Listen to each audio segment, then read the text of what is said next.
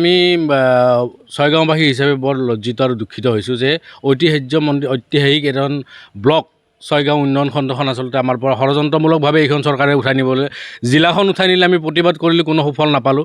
গতিকে বিভিন্ন ধৰণে আমাক প্ৰৰচনা কৰি আমাৰ সমষ্টিটো লৈ গ'ল আমাৰ পৰা।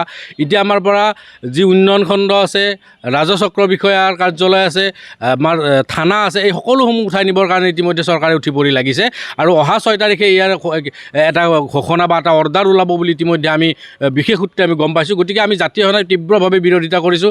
ছয়গাঁও অঞ্চলবাসী ৰাইজ হিচাপে আমি তীব্ৰ বিৰোধিতা কৰিছোঁ। এই কথা কেতিয়াও মানি ল'ব পৰা বিষয় নহয়।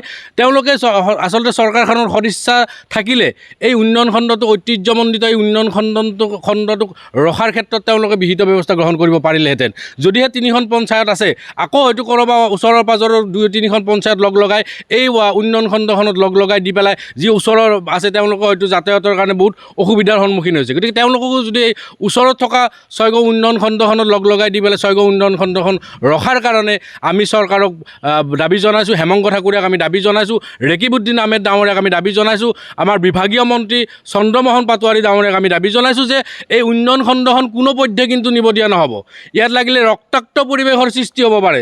যিকোনো পৰ্যায়লৈকে কিন্তু ছয়গাঁও জনসাধাৰণ যাবে আমি জাতীয় সভাই কিন্তু যিকোনো পৰ্যায়লৈকে যাওঁ। আৰু বহুত সহ্য কৰিলোঁ, বহুত আমি মানিলোঁ, কিন্তু এই চৰকাৰৰ যি এই হঠকাৰী সিদ্ধান্ত, এই চৰকাৰৰ যি স্বৈৰাচাৰী নীতি, তেওঁলোকে যি আমাৰ সৰ্বসাধাৰণ মানুহক ডমিনেট কৰি যি তেওঁলোকৰ বৈতৰণি পাৰ কৰাৰ যি নীতি, সৰ্বসাধাৰণ জেনেৰেল কাষ্টৰ যিখিনি আমাৰ ইয়াৰে মানুহ, সেই মানুহখিনিক যদি অন্যায় কৰি খিলঞ্জীয়া মানুহখিনিক যদি অন্যায় কৰি তেওঁলোকে আমাৰ এই অঞ্চলৰ মহিলাসকলৰ কি অৱস্থা হ'ব, ছাত্ৰ ছাত্ৰীসকলৰ কি অৱস্থা হ'ব, সুদূৰ ৰামপুৰলৈকে যাবলৈ হ'লে বা বনগাঁওলৈকে যাবলৈ হ'লে এই অঞ্চলৰ কেনেকুৱা এটা অৱস্থা হ'ব, সেই কথাটো তেওঁলোকে অনুমান কৰিব লাগে। আৰু যিহেতুকে তেওঁলোকে কয় যে চৰকাৰখনক আচলতে ৰাইজৰ পদূলিত আনিব লাগে বা সকলোকে ঢুকি পোৱাকৈ এটা ব্যৱস্থা কৰিব লাগে, কিন্তু ইমান ধুনীয়া এটা আন্তঃগাঁথনি এখন ঐতিহ্যমণ্ডিত এখন উন্নয়ন খণ্ড থকাৰ পিছত কি ধৰণে তেওঁলোকে ষড়যন্ত্ৰমূলকভাৱে নিব পাৰিলে, সেইটোহে আচলতে ৰহস্যজনক বিষয়, দুৰ্ভাগ্যজনক বিষয়। গতিকে আমি ইয়াৰ পৰৱৰ্তী সময়ত যদি তেওঁলোকে আমাৰ এই আপোনালোক সংবাদ মাধ্যমৰ আগত জনোৱা দাবীৰ প্ৰতি যদি তেওঁলোকে কোনো ধৰণৰ সদিচ্ছা প্ৰকাশ নকৰে বা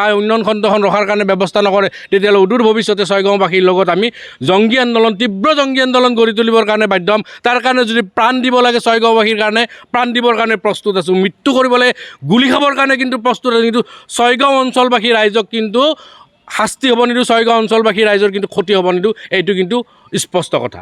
অসমৰ সংবাদ জগতখনৰ বাবে এক সুখবৰ। নৰূপ নসাজেৰে প্ৰায় 30 বছৰীয়া অভিজ্ঞতাপুষ্ট সাপ্তাহিক কবচ পুনৰ এবাৰ ৰাজ্যৰ মাজলৈ। স্বত্বাধিকাৰী প্ৰণীতা কলিতাৰ দ্বাৰা প্ৰকাশিত আৰু অমৰজ্যোতি প্ৰিণ্টাৰ্ছ, গুৱাহাটী কমাৰ্চ কলেজৰ বিপৰীত ফালে মুদ্ৰিত। আমাৰ ঠিকনা মুখ্য কাৰ্যালয় অসম ফৰেষ্ট স্কুল, হৰি মন্দিৰ পথ, গুৱাহাটী আৰু অস্থায়ী কাৰ্যালয় কলিতা মাৰ্কেট, বিজয়নগৰ, কামৰূপ, অসম।